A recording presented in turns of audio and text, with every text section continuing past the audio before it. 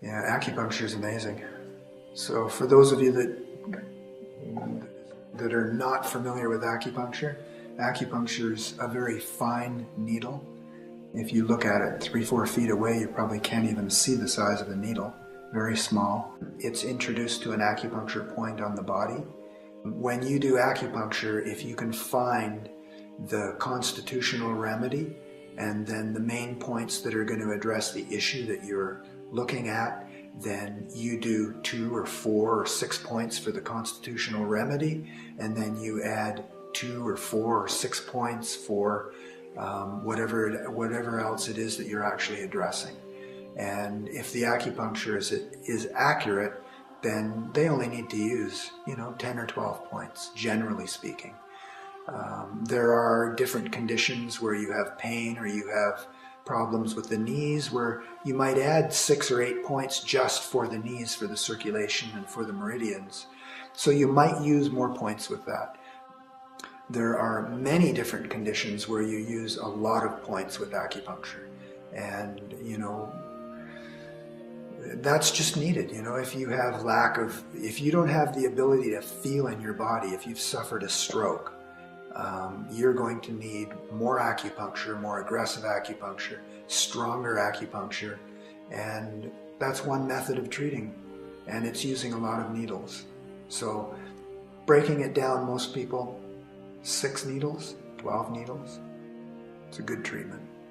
One of the things about acupuncture is there's no side effects. If you looked at acupuncture in the way of a circuitry in a house has a circuitry, and the circuitry has electrical current flowing through it. They're wiring in the house. You go to a switch, you turn the switch off, the light goes off, or the light goes on. And it's the same idea with acupuncture. If I put a needle into a point, and that point turns a switch on or off, or creates flow in that circuitry in your body, then your body feels different. Your body experiences better eyesight or clarity of thought, or your digestive system just starts to feel better. Your bowel movements become more regular. Pain goes away because there's blockages or that switch isn't activated. With acupuncture, there's also the ability to increase the energy in the body in the way that circuits are not open and flowing. When you open up circuitry, the body starts to operate and function better, function at a higher level. There's circuits in a house that go to a panel, and that panel go to a power pole.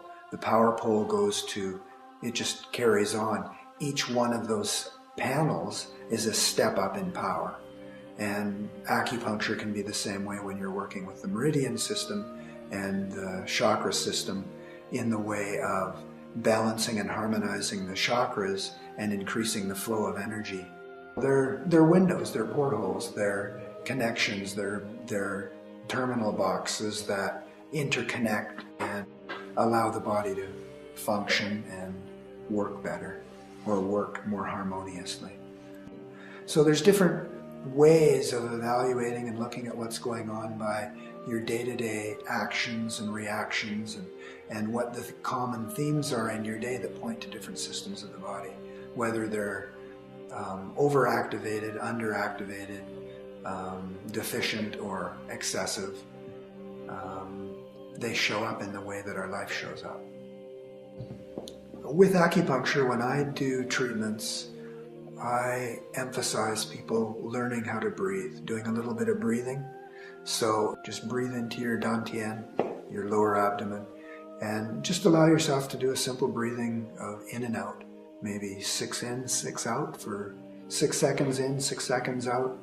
And that helps to facilitate the movement of the energy in the body.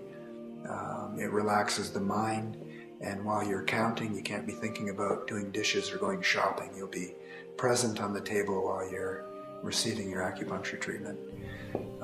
Acupuncture is more effective if you're putting a little bit of emphasis on the breathing. And so I highly emphasize using a little bit of breath with your acupuncture treatment.